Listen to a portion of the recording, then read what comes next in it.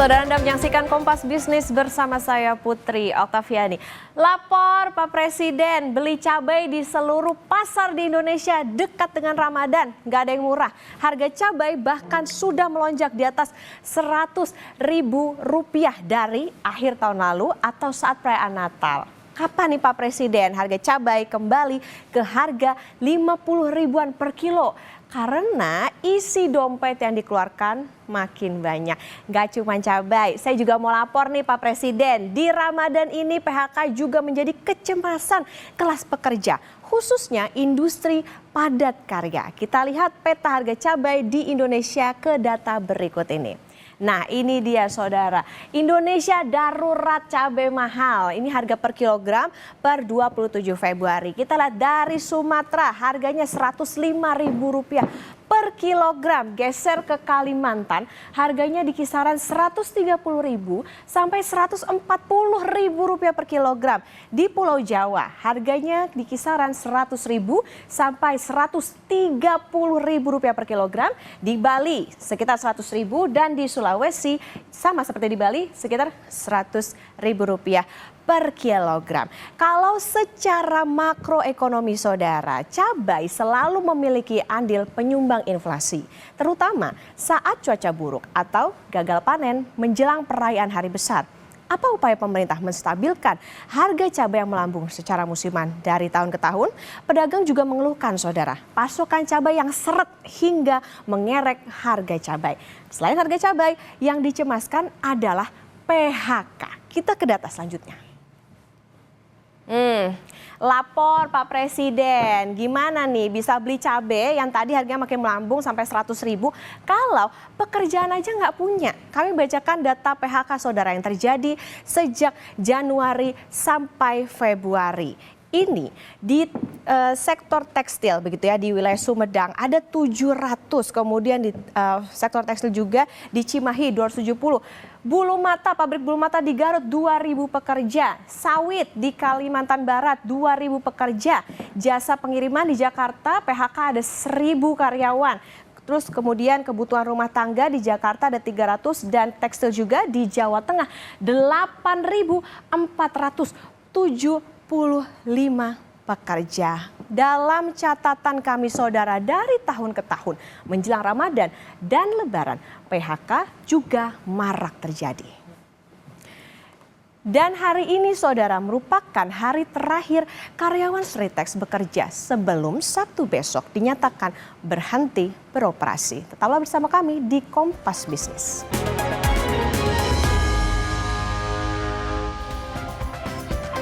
Kembali di Kompas Bisnis saudara, suasana sedih menyelimuti karyawan PT Sri Rejeki Isman Tbk atau Sritex di Sukoharjo, Jawa Tengah di hari-hari terakhir bekerja. Sebagian karyawan sudah mulai mencicil membawa pulang barang pribadinya. Jumat 28 Februari 2025 hari ini menjadi hari terakhir mereka bekerja sebelum akhirnya Sritex akan resmi berhenti beroperasi pada Sabtu besok 1 Maret 2025.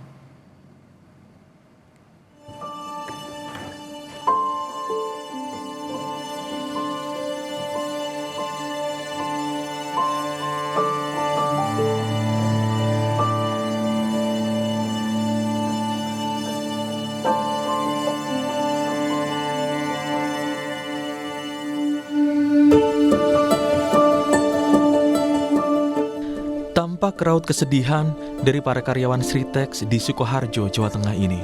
Mereka hanya bisa pasrah menerima kenyataan pahit akan kehilangan pekerjaan yang selama bertahun-tahun ini menjadi ladang mencari nafkah demi mencukupi kebutuhan keluarga.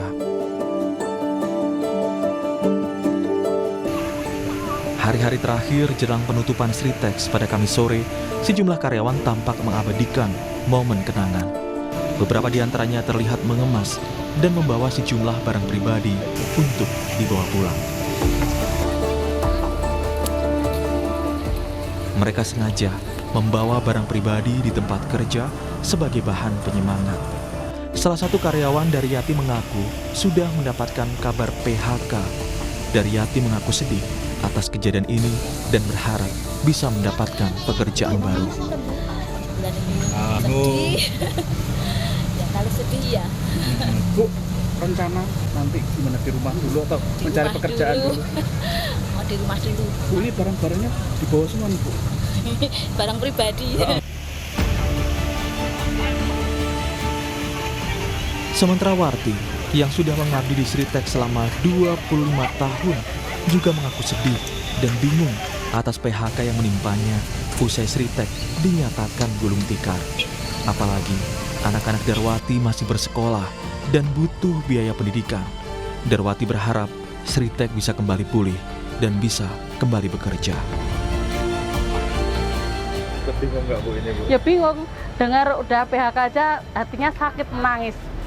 Keluarga ikut menangis. Sedih ya Bu? Sedih.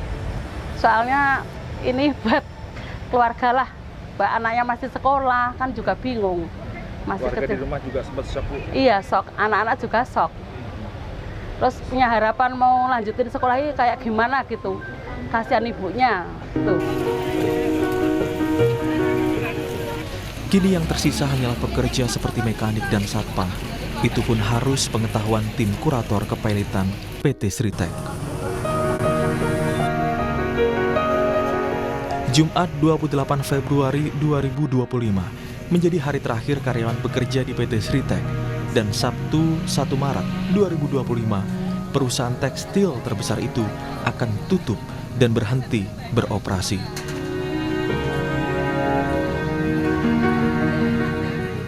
Pihak SPSI PT Sritek akan tetap berusaha memberikan THR dan pesangon bagi karyawan yang terkena PHK. Namun untuk pesangon masih dalam tahap pembahasan setelah tim kurator menyelesaikan aset Sritek. Nikolaus Irawan, Kompas TV, Sukoharjo, Jawa Tengah.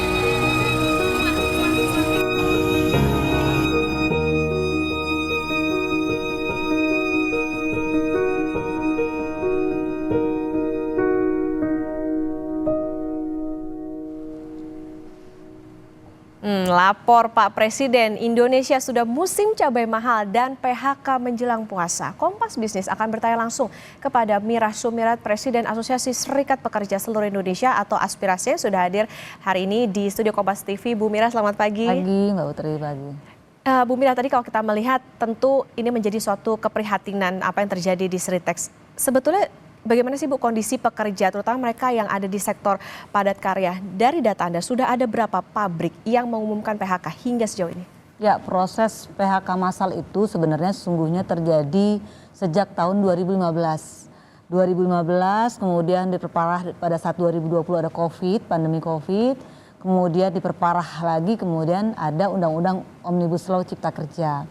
Nah kemudian diperparah lagi nih, pemerintah mengeluarkan regulasi untuk yang kawan-kawan tekstil dan alas kaki, Permendak nomor 8 tahun 2024.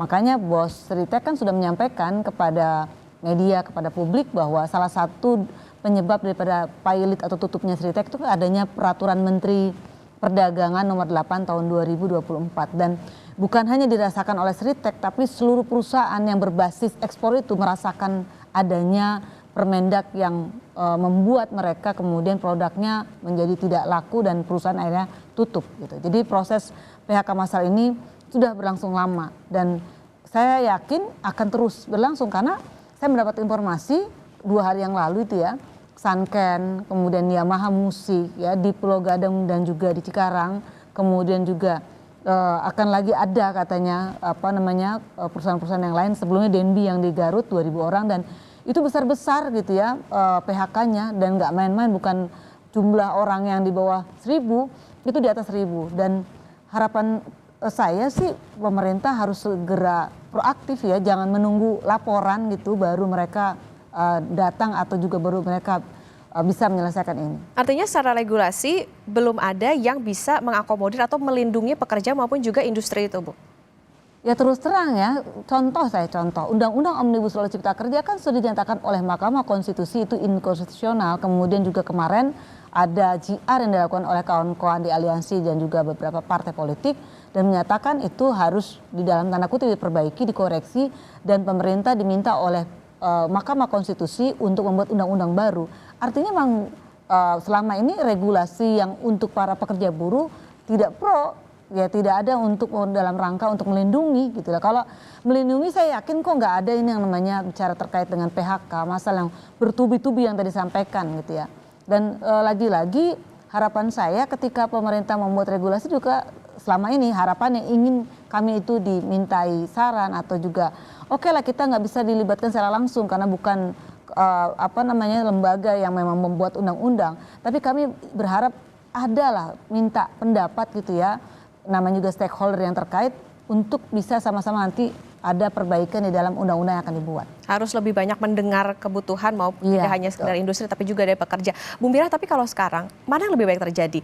Putus kontrak atau PHK? Dan setinggi apa sebetulnya gelombang PHK yang kemungkinan terjadi, terutama ini kan udah dekat ke Ramadan dan juga Lebaran? Ya, 50-50 ya, 50%. Jadi sekarang ini kalau saya lihat nih perusahaan seperti kayak modus gitu ya, kebiasaan tahunan gitu, dan ini bukan tahun ini aja, sebelumnya juga begitu ya. Saya nggak ngomong oknum ya, tapi emang kenyataan gitu bahwa perusahaan ketika menjelang Ramadan mereka melakukan putus kontrak. Terutama kawan-kawan kontrak nih, saya bukannya sok tahu atau yakin, tapi emang yang saya alami karena saya orang lapangan gitu bahwa mereka pasti diputus kontraknya pada saat menjelang Ramadan. Dan itu dalam rangka untuk menghindari membayar THR. Nah, begitu pula kalau yang karyawan tetap itu dia bukan dihabisi tetapi dibungkus perusahaannya dengan tutup. Ya, dengan tutup, kemudian perusahaan tersebut mem-PHK semua karyawan atau buruh.